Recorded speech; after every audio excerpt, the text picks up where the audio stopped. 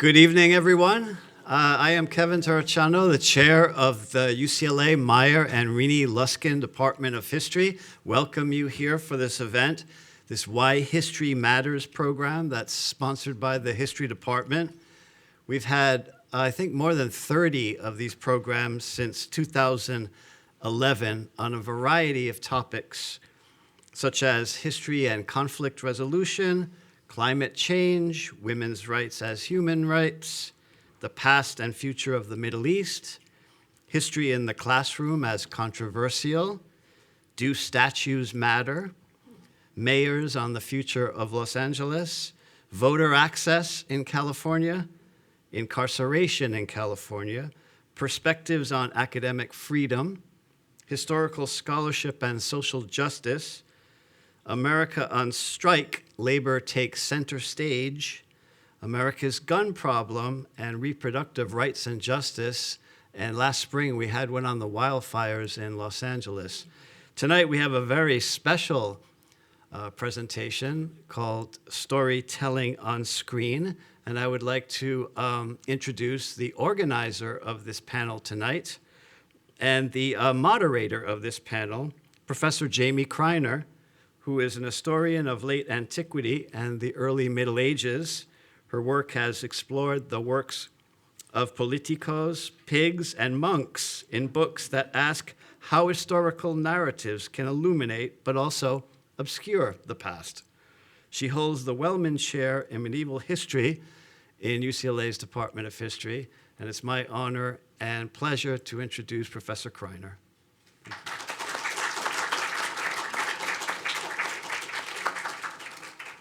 Hi, everybody. Can you hear me okay?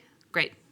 So I'm going to introduce our panelists, and I guess I'll start on the opposite end and go right to left, starting with my colleague in history, Miloš. So Miloš Jovanović is a historian and urban studies scholar of the Balkans, Ottoman and Habsburg empires, capitalism, Marxist theory and history, and visual methods.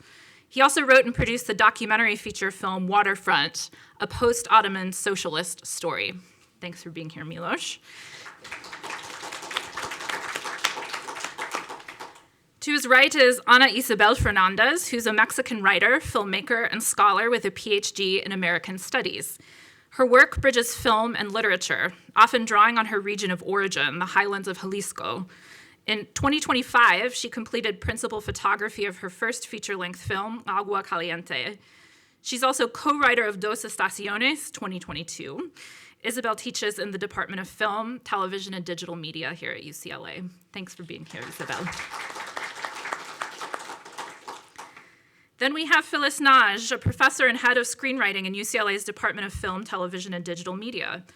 Her work as a filmmaker of narrative fiction is often focused on women and a historical and cultural record that largely forgets them. And her work includes Mrs. Harris, Carol, and Called Jane. Thanks for being here, Phyllis.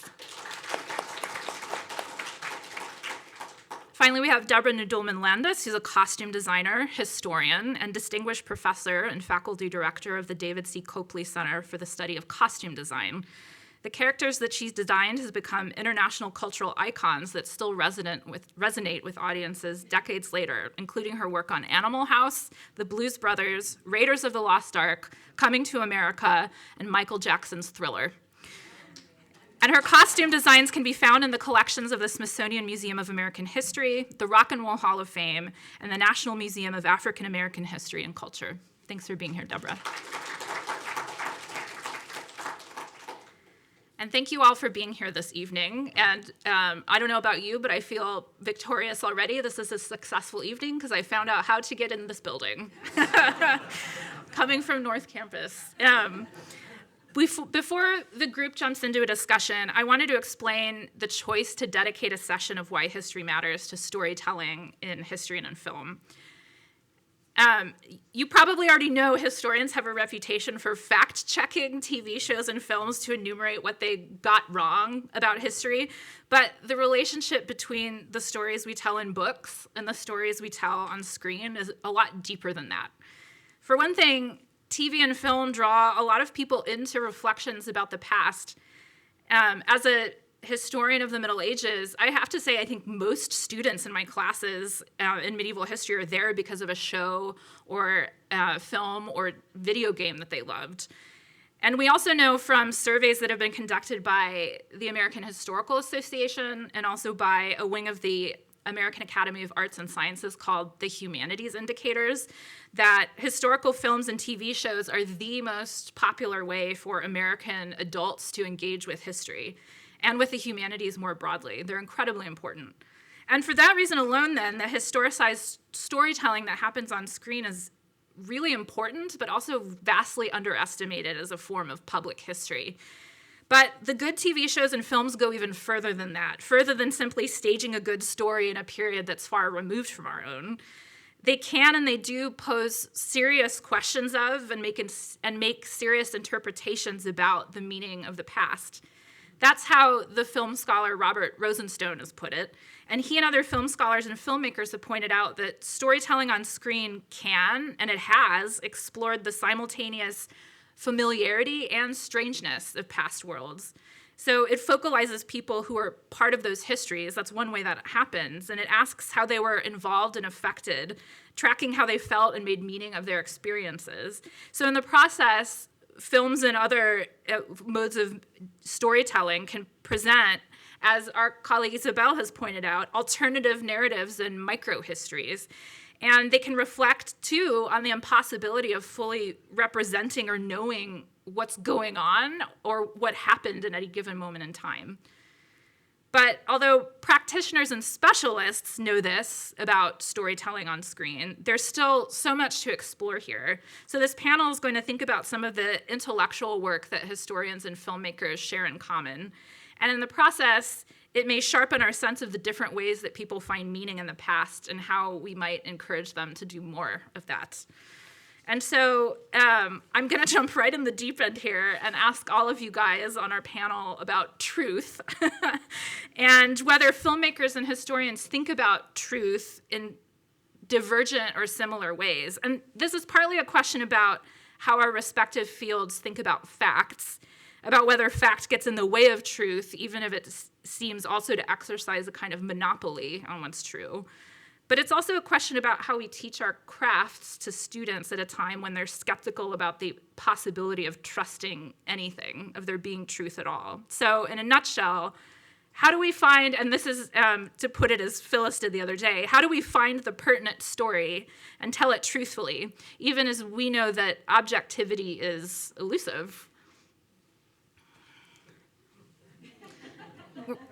We're not messing around here tonight, you guys. All right,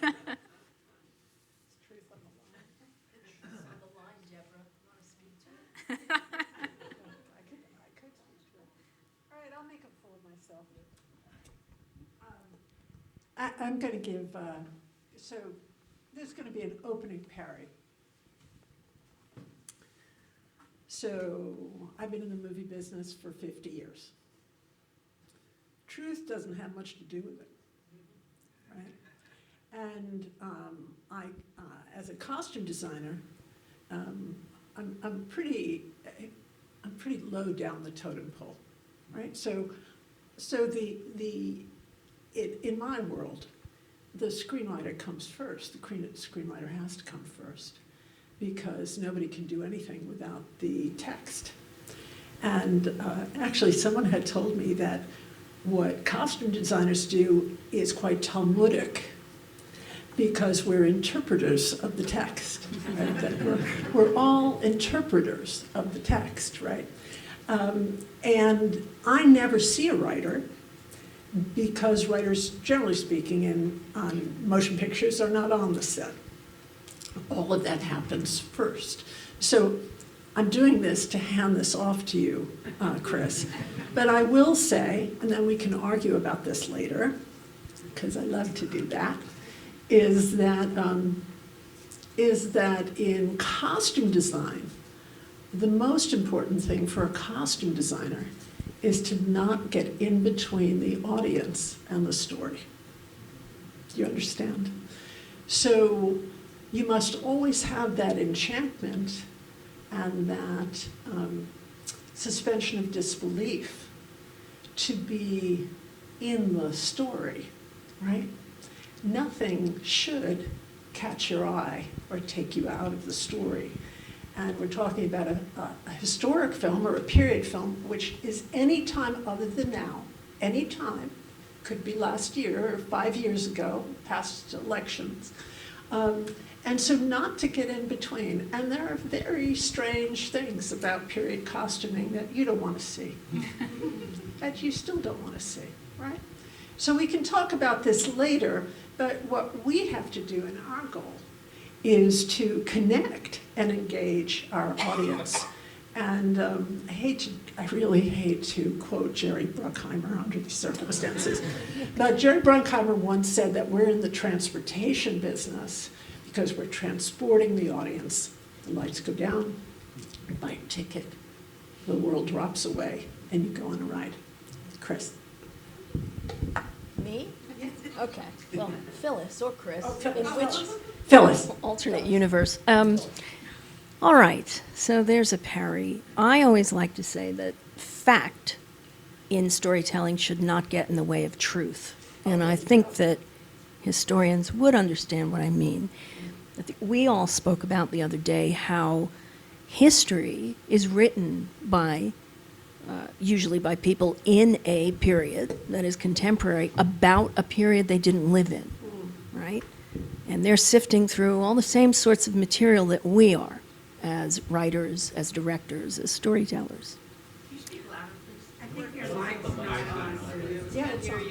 It's on.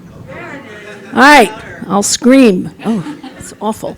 Okay, so we're constantly sifting through the same sorts of material, archives, old photographs, newspaper articles, to find a story.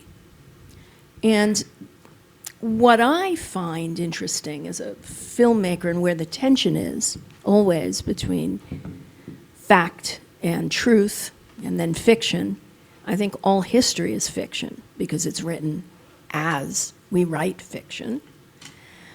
And I give the example of having known some people who are the subjects of biographies. And I've spoken to the biographers who are historians of those people's lives. And then I read those books. I have no idea who those people are in the book. No idea. Now, the facts are there, right? But the truth of the people I knew is not there. And how could it be? I'll hand off to you. This really makes me think more about not so much about my work, where I'm very loose, but no, I'm thinking about this class that I was teaching last semester, last quarter, new documentary forms, where students are obsessed with. I actually thought that it was funny that you said that students are skeptical about the truth. At least in my class, they were very trustful in Netflix saying, this is a true story. This is based on real facts. This is, and so the whole discussion around documentaries was centered around what is truth? Are facts are related to truth? Exactly what you're saying. Like you can state the facts, and that doesn't necessarily lead to truth. Or then also in my work with archives and family archives, thinking like, how do you interpret the documents and work as a mediator to craft a narrative on someone whose story is also filled with, or a story or archive is full of gaps. And I don't know, I think I'm rambling, but it does have to do with how you make up a story based on facts, and then in some instances, how might you even use your imagination to sort of lie, but get to hopefully some sort of truth. But I'm not a historian. I just want to clarify that. So please don't judge my methods. So I am a historian, and I'm not judging your methods because I think we do exactly that. We mediate. I was thinking about this, and as we were talking, I was thinking about the process of filmmaking. And in fact, I was thinking about editing as something very similar to archival work. You have a set of sources, you have a set of things, and then you put them together. And you put together the things you find in the archive that someone else, I did not film the things that are in my film, and that's very good. That's someone will actually look at it. If I did it, it would not be so nice to see. But in the same way, the things we find in the archive are not things we have created, they're things we've found, and then things we take in, we bring together in a narrative, we put an interpretive framework on them. And in doing so, we connect. We connect people with something else. It's that work of transportation that you were talking about, Deborah. The questions about truth, though, and the mediation that happens, I think are really pressing today, in the era in which we exist. I often try, when I speak with my students, to push them to think about themselves as also sort of subjects of history. We'll exist in a historical era in which, for a long while now, sort of Fred Jameson's had talked about it for decades, truth doesn't matter as much, or doesn't matter in the same way. We live in an era of shallow engagement. We live in an era of that's not necessarily bad, it's just a different era. So I think that when we're thinking about storytelling and questions of truth and questions of engagement, and you were talking about sort of distinguishing fact from truth, we might, I'm guided by the sort of arguments for history that are drawn by people like Walter Benjamin, for example, right? That the concerns of the present really do shape how we see the past. And in the same way, the truths that we're seeking, in many ways, must speak to the present concerns, right, that resonate within us, within our audiences, as historians or as filmmakers or as visual artists. The things we collect, the things we mediate, must find a connection with something that deeply concerns everyone else, right? We cannot retreat into the safe and false realm of facts. Yeah, this is making me think there's also a little bit of a tension here in what we're trying to accomplish, right? That, like, on the one hand, we want what we're sharing to be immersive, to have the world slip away, like Deborah's saying, to have the history that we write really conjures something that feels real about the past. But we also want our audiences, our students, our readers to be aware of at least the possibility that other stories could be told, that this isn't the total or the final or the panoramic word on something. And I'm wondering how you navigate that in either your teaching or your work, if you feel like it's important in some way to both give it some friction, but also make it feel seamless enough that it draws people in. I'm just going to say that I hate to be so cynical, Jamie. We're in the entertainment business. And I don't think that the suits think about this. I don't think that the industry has a heart.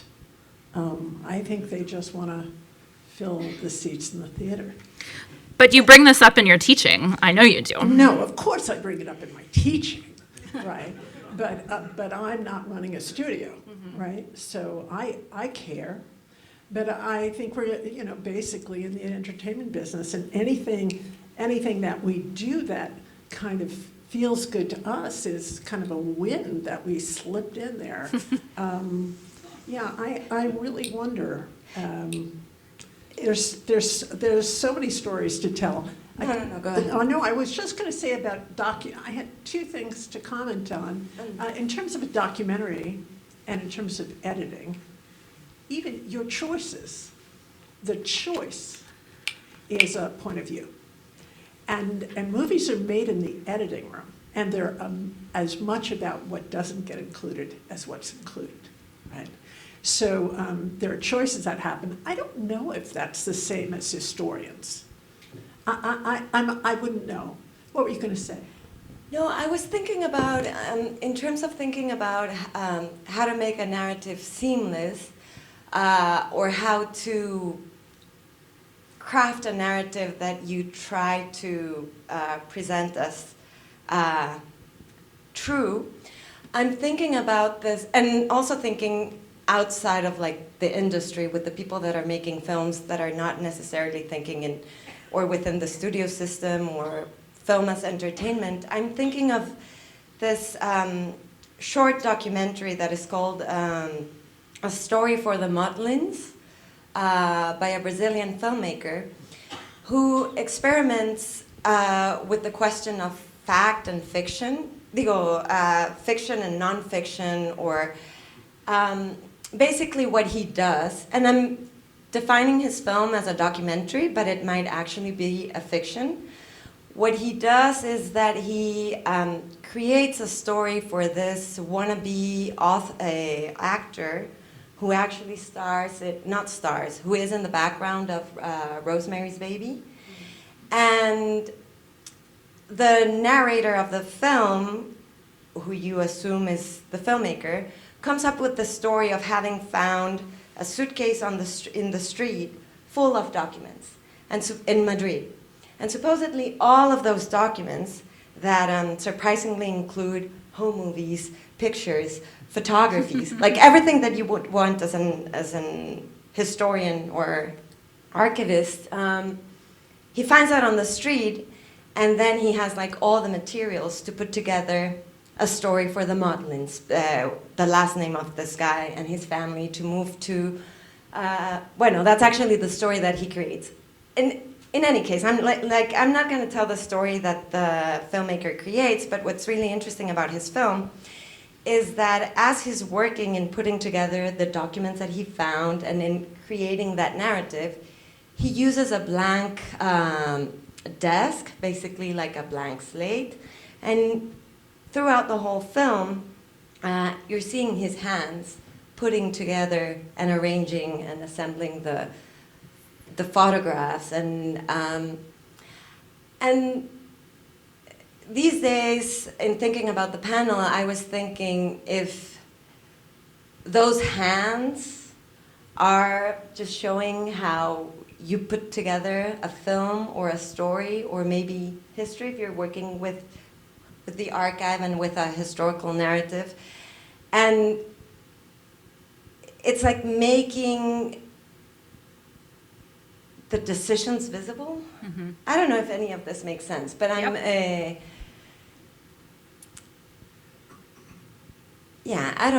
know what I'm trying to get at, but I think it's interesting to just, or rather, I guess that what I wanted to say is that whereas in some spaces it's like a must to not show the seams, in other spaces it's like, this is the narrative that I'm putting out, and it's totally subjective, and it's totally filtered through my eyes, my experience, and I can play with the idea that it's fiction and documentary, and it's up to you to believe whether it's real or not, or if this is someone's real history. Yeah, sorry. I'm going to disagree with Deborah slightly here. Okay. And agree more on this side of the panel, right? I think that all good narratives are seamless. Showing a seam is part of a strategy sometimes, right? for me, when I teach, it's simpler than all of this. I watched a German film last night that's almost 3 hours long. It's called Sound of Falling. It's set over 4 generations of women in a single house, and their lives are nothing but misery. And it was actually quite entertaining. So, you know, right? It's on your app, the Academy app, right? Look at it. It's a really good film. I thought I would hate it. I didn't. And why it works is its simplicity. So we don't start from an intellectual conceit when we craft stories. We don't, because they would fall apart immediately, right? We start with an image, with an obsession, right? I would assume all historians start in a similar, though not exact way. And we pick at it, we wait with it, we build a mosaic. But we don't go from, oh, I want to write a film about war. That would be so deadly, and it would be overwhelming to a writer. But we start with a photograph we saw. We start with something someone said. Dick Cheney died today or yesterday, and there was a quote in the newspaper that he said about war, and it got me thinking about, how would you do this if you wrote a biography of him? Didn't someone already try to do that? It's terrible. But we don't start from here. We start from here. Small, inner, outward. And that's how you build both an entertaining narrative, although I'm entertained by many strange things, probably. But also entertained by Adam Sandler movies sometimes. I don't think there's anything wrong with that, right? No, and Yeah. Phyllis, I think you got the heart of it, which is that it has to be here because that's the engagement of the audience too. You're hoping that the audience, you'll be able to express that. Now, while you were speaking, I want the audience to look at us. We've got blue and 2 blacks here. If this was a scene in a movie, I'd have to change somebody. Right? We are 2 balanced. We look like 2 pair. Do you see that, everyone? So Actually, both Eastern European-ish. yeah, and right. So you see the color blocking here.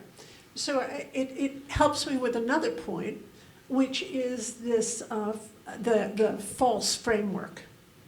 So we're liars. We're creating a frame that you don't notice. Now, did anybody else notice the 2 pair? Anybody else notice the 2 pair? Well, Anne noticed the 2 pair, that's for sure. So we have 2 pair here. So you do know that that we work in a rectangle, and we're all standing here, right? About 100 people are standing here. So this is our proscenium, and Phyllis is going to start. She's going to give us everything, the story, which is everything. And then we have a director, just take it. Then we have a director, and then, as she was saying, the heart and soul should be there, and then we have to actualize it, right? But it's fake. It's fake. But I think there's something to, you were talking about editing, and I think it's very similar to how a historian works, in the sense that historians construct stories. We write stories, we write narratives based on an archive, and it's very common that historians look at the same archive and see different things, even though supposedly this is the truth, these are facts, these are things people have found. So the storytelling aspect, I think, is very similar. Where I think there is truth, even in all of the fiction, is that it doesn't resonate, right? Not only does it have to be true to yourself, to the thing you found that speaks to you in the archive, but it has to actually also be true to everyone else.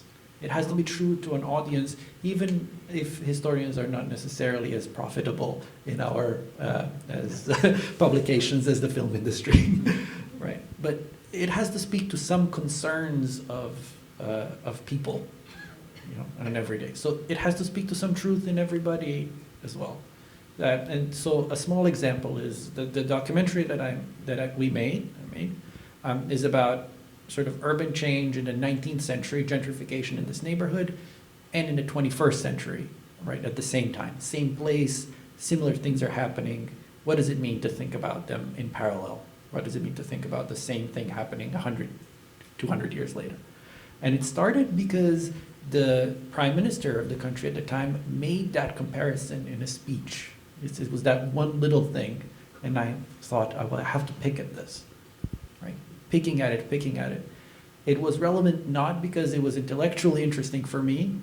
The first draft of the film was intellectually interesting for me and very boring for everyone else, so we had to redo it.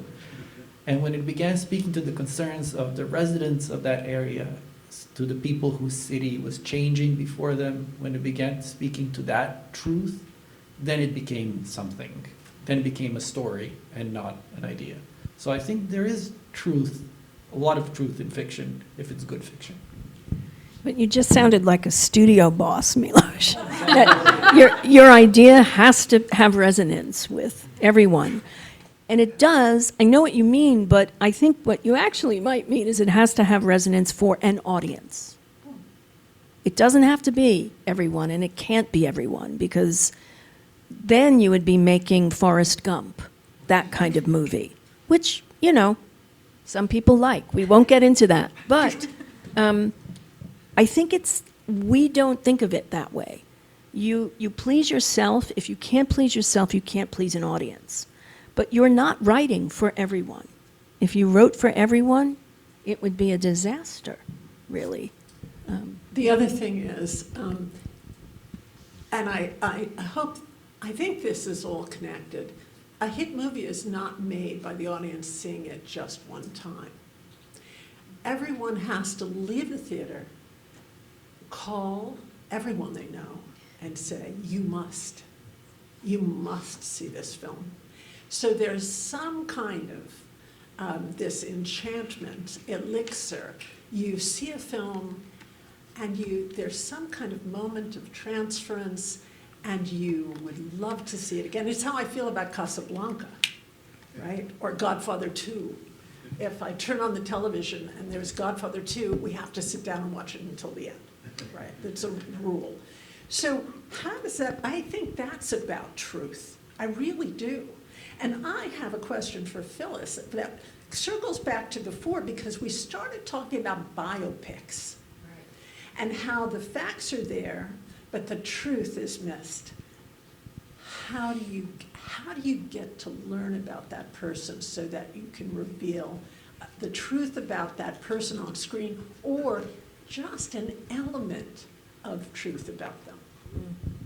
You mean specifically about biopics or things that are based on fact? Well, of course, they're not about a soup to nuts version of someone's life. Those are always quite bad, right? So what is I made a movie about a murderess who was quite, she was one of the first celebrity murderesses in New York. And she was a prim and proper headmistress. Okay. How do you know? So you read 10,000 pages of trial transcript, you read all sorts of things. But really, there was one thing she said in some interview that revealed the truth. And it was, my life began and ended with High, who was the man she murdered, Herman High Tarnauer. So, yes. There it is, right there. And so you take that, you find what you feel is the most truthful thing this person has done or said, and you build from there. You color, you create a mosaic, really. But you have to search and search and search. And so it becomes, really, your structure then becomes quite simple, I guess, the way you're writing a book about any kind of history. You find the relevant moment and you build around it to create the narrative. It isn't, and then when she was 10, she took her first diet pill. It's, wait, yeah. She met this guy when she was 50, and then she killed him. And this is how, this is why. That's really how things are made, right? I mean, in your experience, and I think. Yeah, I mean, I'm seeing a lot of similarity in methods to the way that a lot of us historians work. I mean, we're looking for not just a comprehensive picture, and in fact, we know that we can't give one most of the time. We're looking for the telltale details that kind of pop out at you where you're like, that's what's going on here. And sometimes you don't know it right away, but in the writing you discover what it really is. But I want to go back to this question of seamlessness and who we're writing for, because even if we're not trying to be entertaining, we do want to be appealing or engaging. And for audiences that might not necessarily be inclined to want to think historically, either just because they're young and the past by default seems irrelevant, or just because most people think history is stuffy, how do we try to bridge that gap with, and what do we think of as both the perils and the possibilities of presentism, like of making it about now and not just about then? I'm sorry, we didn't have a choice. It's always also going to be about now. I mean, certainly with costume design, every period film you've ever seen is as much about the time it was made, right? And every single person in this room knows, because they've noticed all the makeup and the 3 sets of false eyelashes and the wrong lipstick and the wrong hair, even if the costume is pretty good, that any period film looks like the time in which it was made, right? So it's, for us, in terms of narrative filmmakers, again, it's the connection with the audience, right? And yeah, I think that costuming also, that there are more prosaic things to talk about, like comfort and hygiene. And certainly nobody wants to see that on film. Comfort is such a new concept. So every time you see someone on film for telling a story, a period story, everyone's uncomfortable. Women are uncomfortable. Clothes are too tight. People have lice. People are not well. People hurt. They have things wrong with them. They have gout. They have arthritis. There's no cure. Everybody's limping around. Feeling good now? So I think this idea about comfort, the idea about being in mourning, people were in mourning all the time. You don't see that in movies. You never see eyeglasses in movies. Why? There's a lot wrong. There's a lot wrong. Because that's not what we do. People are dead. My father was in the service in World War II. And every single movie that came out, he'd sit next to me, he was impossible, and he'd say, they're all too old, they're all too old, they're all too old, because everybody was 22 in the service. So, Dad wouldn't stop talking, but I learned a lot about costuming from Dad because everything was wrong on screen. Go ahead, Phyllis. I forgot what the question was. I was so...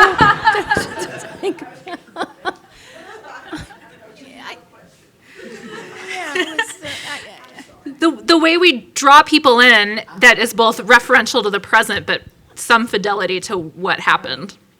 Well, I can talk about this in relationship to how I try to lure students in to being at least aware of the historical facts. So when I read something that's set in 1820 and it's a covered wagon and somebody will write a scene direction that says, there are beer cans tied to them. I feel I must step in and say something, It's like, did you mean that kind of anachronism, or, what? Yeah. And so what I have finally, after, trial and error, have decided is that I introduce them to how I do this, which is I read the contemporary novels, that is, novels that were written in the time that your piece is set. It's really fascinating to look at how a young person was being represented then. And that sort of actually makes history, or at least the proper approach to correct period dialogue, if you want to call it that. And that makes it interesting. It makes it alive. It makes it connects. It's a bridge to the present for them. Mm-hmm. That's about as close as we get, though. If someone is interested in Game of Thrones, right, and I think a great many students are wanting to write these sorts of, weapons, sandals and sword fantasies, I'll smile and say, great. But I have not read those books, and you won't get me to. But I will recommend some other, perhaps a history of the time. Mm-hmm.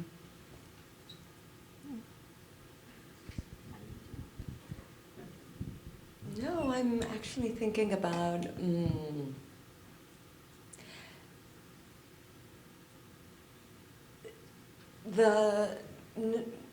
I'm just realizing that maybe my concerns with history and film are, I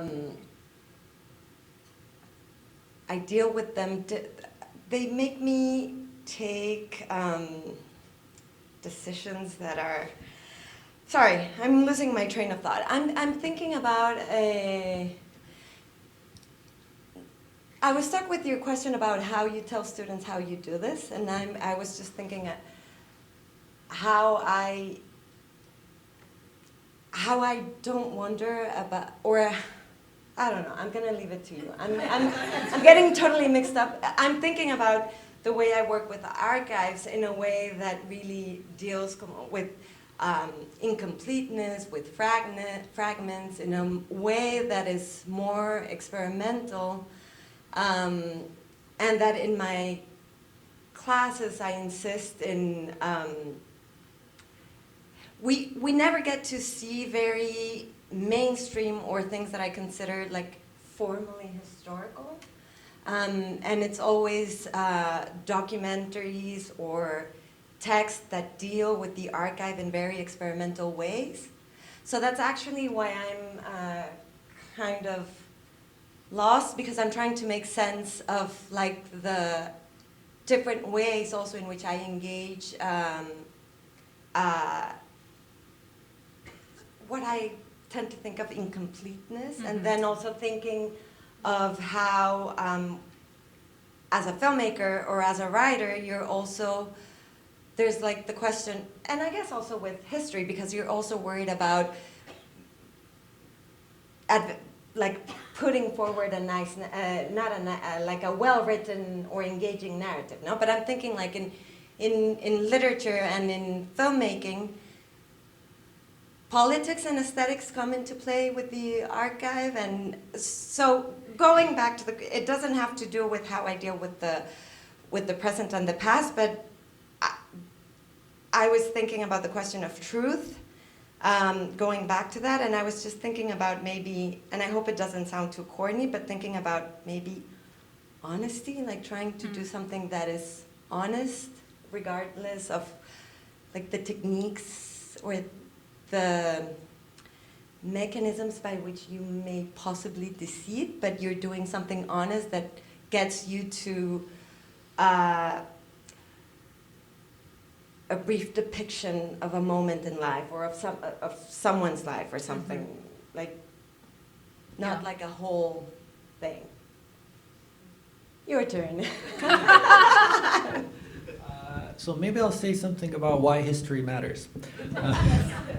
Because I think it does very much so. I think the sort of problem with presentism is if we tell ourselves a kind of fantasy that the present is separate from the past in some ways.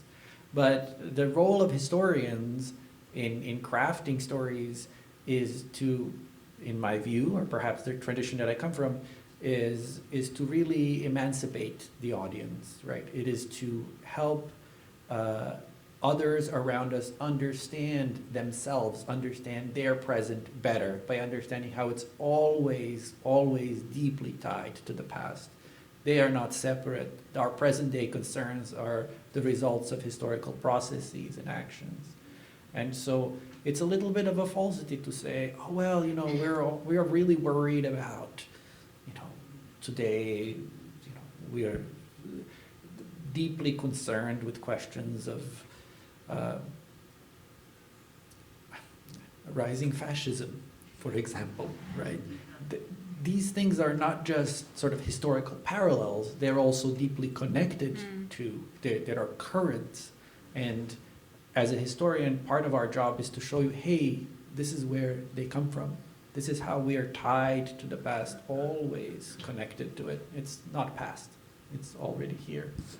And I think, you know, when you're talking about fragmented archives in there, it's very helpful sometimes to also talk about the fragments. With my students in a 20th century class, we look at videos that a museum made. They're short videos that talk about an archive of photographs. It's a set of photographs collected by the Yugoslav News Agency in 1944-45. So these sort of young communists that had just defeated the Nazis in this like large-scale guerrilla struggle take photos of themselves. They're kind of like selfies, but not. And it's a video of a curator who shows the photos one after another and slowly talking about them.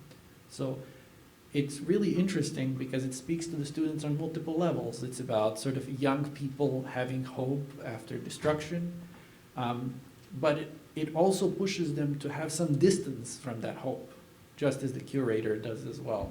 It pushes them to think, hey, the world I experience and the things I see exist within a broader social framework that is not fully comprehensible to me and that I cannot fully influence. And so I think history matters because it connects the present to the past, and history also matters because it shows us that incomplete stories can be very, very valuable as well. And I have a question for you. So which of the movies, do you have narrative movies that you show in your class, and what are your favorites? That's a good question. Three, in the 19th century class, I show a new Romanian cinema film by this director, Radu Jude. It's about slavery in Roma slavery in 19th century Romania. It's a fictional narrative. It's Eastern Western. When was it made? 2015. Okay. It's an Eastern Western, but it's interesting because he uses direct quotes from archival sources. He used them in script writing. He plays a lot with history, and that's kind of a thing. And it's really fun because students watch it and then they confuse it for an archive. They think, so it's really interesting to push them to compare it to How are the costumes? Well, you should see the film and tell me. I don't know. I can't tell. Okay, but you didn't notice them. Well, I did. You do in his films, yes. Okay, all right. Okay, what's the next movie? Okay. I feel like I'm one of my students now. Narrative? Narrative movie. What's Yeah, the sure. next narrative? The Battle of Sutjeska, 1960s partisan film. Large budget production, Yul Brynner's in it, right? This kind of major investment by Yugoslav to show this myth of that 1944-45 partisan struggle, guerrilla struggle against the Nazis. And there you also see the costumes very much. You see the failures of the when the spell is broken, when, you know, people made mistakes back then, and you could tell that things are cheesy and easy. Yes, and it's Clio 5 to 7 is the last one that I showed. So, Agnes Vard.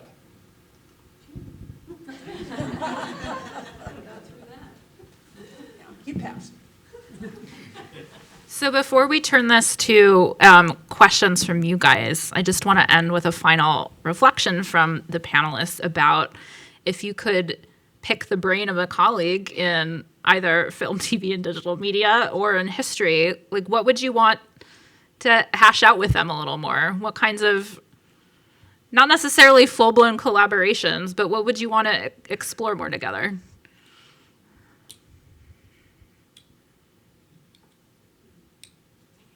Oh, why do I have to start? Yeah. Look, we start with history. Costume designers, we have the screenplay.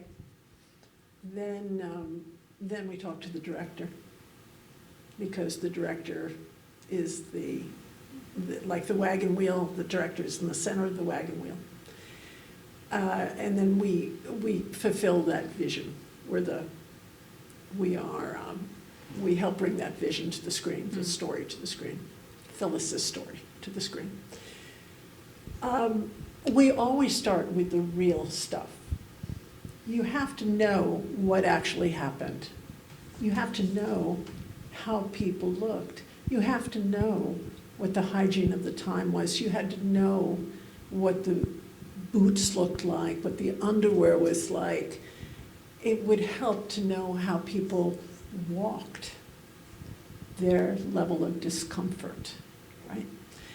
And then we talk to the director, and the director has to say, oh, forget all that, right? Just forget all that, and just put a long dress on her. Everybody's going to think it's period anyway, right? So we start earnestly, because I think my colleagues are sincere to, I think my colleagues are sincere in their passion for history and their passion for the history of dress, which is part of our human condition, right? So that's where we would bond with historians, would be at the very, very beginning. Because you have to know what it is to be inspired by it and then to forget it. You have to know it to forget it. So that's what I would say. And I think we're so indebted to history and to historians, and I know on part of my colleagues, we love being there. Okay. I guess I would like to invite a historian, I mean, this could never really happen, but I would like it to, into the process from beginning to end of creating a movie that is based on fact in some way, to see what the differences are in approach, the writing stage, at the production stage, at post-production stage, because I think it would be very illuminating for everyone. And I don't mind people sitting in the edit bay saying, but that's wrong, that's wrong. So I get to say, that's fine, I'm the director.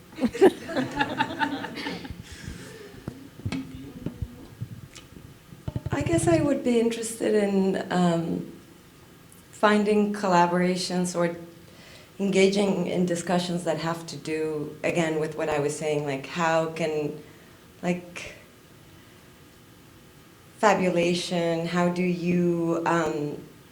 you bring the imagination into the question of archives, or in terms of representing visually but not being, I guess I would be interested in knowing, like, where do the limits blur and end between, again, trying to tell a historical narrative, but speaking, I'm just thinking that I take too many licenses without consideration to things that may be central for certain arenas. But no, I'm like, I think a lot about time. How would you be able to represent a story, a literary history, for instance, visually, like in a film, in a non-linear way, you know? And so for that, I feel that a historian would help me, you know, like I would, conversations would be really helpful in terms of, I don't know, thinking about time, fragments. What we were talking on our Zoom conversation about how to make relevant stories that may seem totally outdated, how to make them relevant now.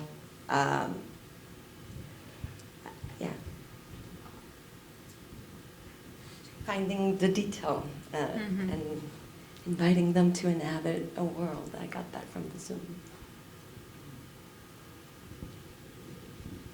Yeah, it makes me think. I think I want to do a little bit of the opposite. I think that's what we tried to do in the work that I've done so far. But I'm learning more and more. Talk to me about how to write stories. Talk to me about how scenes work. What would it mean to bring someone who does visual narrative, visual storytelling, and bring them into writing a historical monograph? Because historical monographs have scenes, have moments. They're edited in a similar way. What can we learn from that process? Because I think all too often we're caught in a formulaic structure of history writing where we imitate, but others who have come before us. But we can learn a lot from looking beyond our discipline. I was telling Miloš before we started how exciting it was to chat with all of you before tonight, because I think one of the hardest things when you're in the academy to do is to find the people elsewhere on campus even, let alone the world, who are asking questions very similar to yours, but they're just in a different department, discipline, building, field. And it's really gratifying to find this kind of common ground, even though we're scattered across North Campus. So let's thank our panelists, and then I'll open it up to questions from you guys.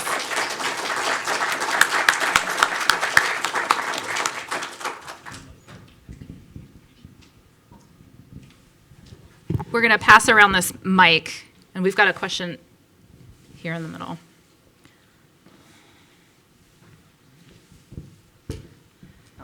Thank you all very much. I'm not sure if it's a question or a comment. We just finished the documentary, Mr. Scorsese, and I didn't know very much about him because I don't like his movies. And I realized You don't like his no, because I don't like violence. So this is what I realized. I hadn't seen many of his movies. I loved the documentary, watching him make the movies, and why history matters, because it really mattered to him to get his childhood and his everything he went through and his relatives all into his movies.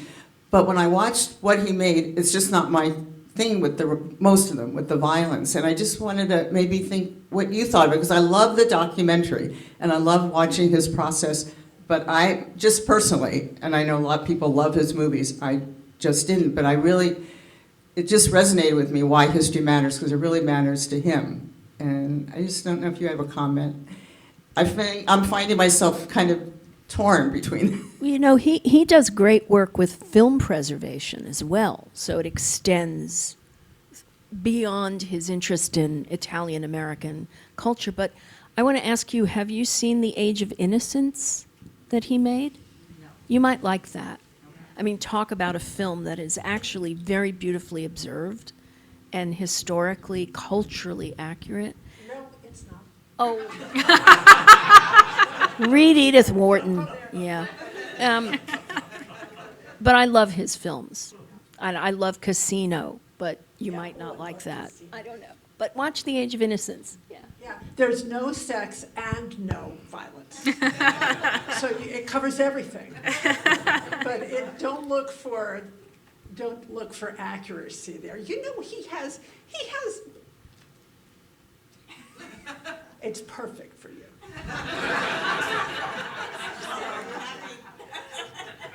Not Taxi Driver so much. Someone spoke the truth. Perfect.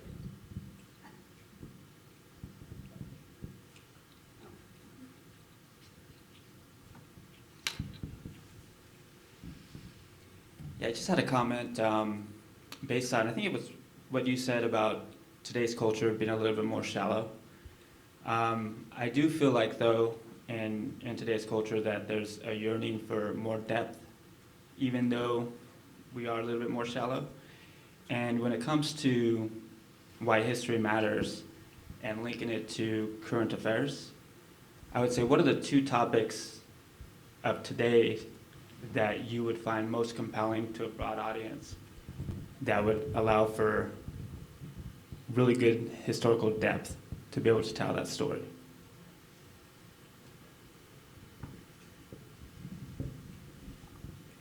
Yes, I think people yearn for depth precisely because we live in we're, I would say, even at perhaps, hopefully, at the tail end of an era of depthlessness. But I think there's a strong yearning because knowledge emancipates and depth emancipates, and people have a yearning themselves to feel like they understand the world they live in and to feel somewhat in control, especially in times that appear whirlwind chaotic, and we feel we're not in control. So I don't know how it is with you, but actually I think my students really yearn to understand things more deeply.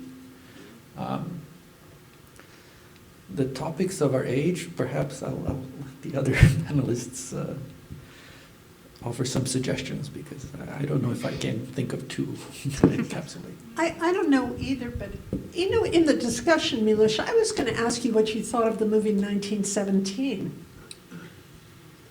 Did you see 1917?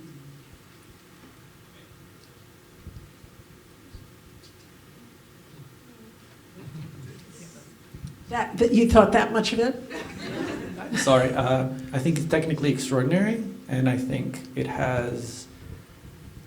speaks to several historical narratives of the First World War that had existed, or that had developed in the previous years, and sort of as the commemoration of the war produced certain historical works. So there's maybe a history behind that I think elides earlier critiques of the war that were tied to sort of questions or suggestions of what is the relationship of imperialism to the war, for example, and things like that are a little bit lost. Technically, I think it's incredible. This is making me think, Miloš, of a class I'm teaching right now on all the ways that the city of Los Angeles has interpreted the Middle Ages in architecture, in film, in its museum collections. And I think what students seem to find most satisfying is that even the seemingly superficial or shallow things, like Disney's Sleeping Beauty, beautiful movie. It's not that it's bad, but it would seem to be a superficial engagement with the medieval. But then they see, the deeper they read and research, that it's connected to this huge swell of historically specific ideas that people had about the medieval. There's reasons it looks the way it does. There's reasons it has a certain vision of what the Middle Ages is that excludes other options from it. And they see it in dialogue suddenly with this, not just mid-century universe, but even in the centuries leading up to, what contributed to making this movie represent the medieval in a certain way. So you can even find depth in the seemingly fluffy stuff. Yeah, but what I love about that, Jamie, is they have a guide. You're with them making those connections. But someone seeing just Sleeping Beauty's castle would not necessarily make those connections. But you're helping them make those connections, which is fantastic. Me totally at the mercy of other historians' work on this, yes. Can I add something about what you were asking about depth? So I teach this class that is called the History of African, Asian, and Latin American Film, basically everything that is not American. And it was really interesting to see how, throughout the course of 20 classes, I show films from around the world that deal with colonialism, gender inequality, machismo, like the uprisings in Latin American countries, and making connections between, or parallels between the three continents, no? And it was the films, because you can't cover everything, you begin, or I'm beginning in films that were made in the 1950s, but that can go back to like the moment of conquest, or and to contemporary stuff. And it was really interesting to see how the students were making connections, like with the present, no? And even if they didn't know anything, like even if I didn't give a lecture prior to showing the film, it would hit and say like, this totally resonates with this, no? And it would give them, and it was all fiction films, no? That I, again, don't know how much they're based in real facts, but as a whole, they're telling you about a story, not a story, a specific history about Chile, about Nigeria, and I was really struck by how the students were almost discovering not only new worlds, but an explanation to things that really concern them in the present, no? So I just lied before when I said that I don't think about the past and the present, but basically, and there's like, I can give you like a list of 100 films that really go in depth into all the social injustices and inequalities and what young people right now are trying to understand about the world we live in, no? From very personal issues to things that have to do with imperialism and like more abstract and concrete things like those. Got a couple on the side.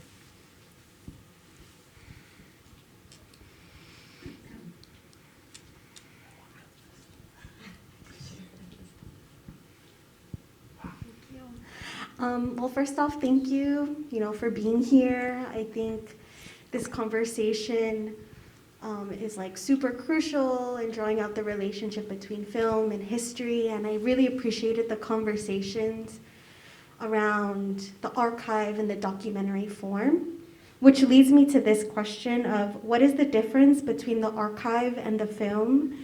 Can they merge, or are they distinct? Or are they distinct forms of historical sources? I'm thinking a lot about like fabulation, gaps, and even the way that students are interpreting documentaries and narratives, and I think revolving around this theme of truth as well. So yeah, thank you.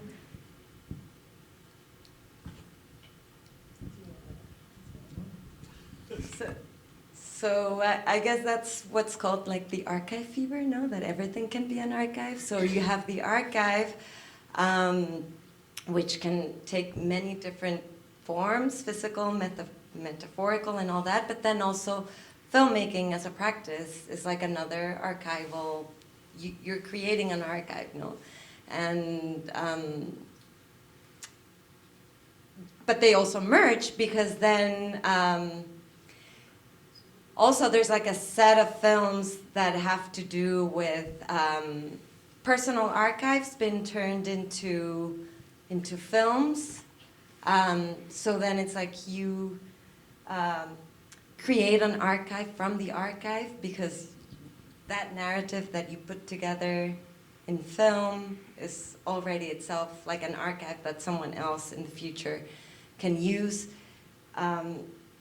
I don't know, it has to do like with this thing about like collecting the present and trying to leave a trace or find clues in the future to decipher identities. I don't know, but I think film and archive are really, really connected, and I also see film as an archive in itself. I don't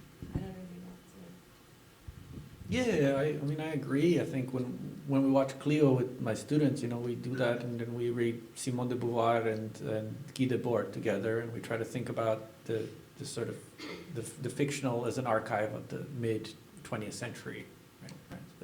But I'd say one response to this is that it is also possible for the film and the textual archive to be in dialogue, and that can be a very productive one. So to give a small example, in the film that we made, there's these most of it is these really static, long shots.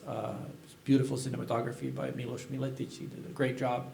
And so one of these shots is just this long-standing shot of sort of machines destroying a neighborhood, destroying just sort of rubble. And over it is a voiceover that's just reading an archival document about rubble that happened in that same place 180 years prior, and how that destruction happened. And in that juxtaposition, we are hoping, I think it can do that sometimes, there is an abstraction, there's a connection being made between those two things. Yes, the shot of the rubble is not an archive. It's an archive of what happened, but it's also a very conscious choice to show that. But it's there to show, hopefully to gain some understanding, right? To gain that depth that folks were talking about. So I don't know, do you think fiction and archive can be in dialogue? Do you put them in dialogue? Yeah, absolutely. I mean, I was just thinking, as you were both talking, about documentary form and how certain documentaries reach the popular consciousness. There are tons of wonderful documentaries that no one ever sees, right? But which are the ones, and most often they are the films that have a dialogue between an archival set of materials and really strong narrative impulses, right? Story. So you look at the films of Errol Morris, or you look at Ken Burns's Civil War documentary, even his baseball documentary, which is very entertaining, right? Yeah. And you see these kinds of things in dialogue with each other. The documentary about McNamara, Robert McNamara, that one, Fog of War, does this extremely well. So I think it's really necessary in order for it to reach that strange conjunction of audience interests. Yeah, popular culture is something I think that we have to not discount. And I see it discounted all the time in the academy and in the film school, actually. That anybody, that we have to actually reckon with how we get to people. Or if you want to. I mean, people don't, and that's okay too. But yeah, I think there is a whole host of things that speak to each other in that way. And we haven't even talked about Hamilton. But thinking about, as Deborah mentioned earlier, for something to attain iconicity, it's a lot about not only spreading wide and far, but about repetition. It really becoming part of a kind of canon or vocabulary, and in that sense can go back and reshape the archive, the ways that people the questions they bring in the materials. So it's this endless feedback loop. That's all the time we have for questions, but there is, I believe, a reception in the lobby that you can continue the conversation. But let's thank our panelists once again for the conversation.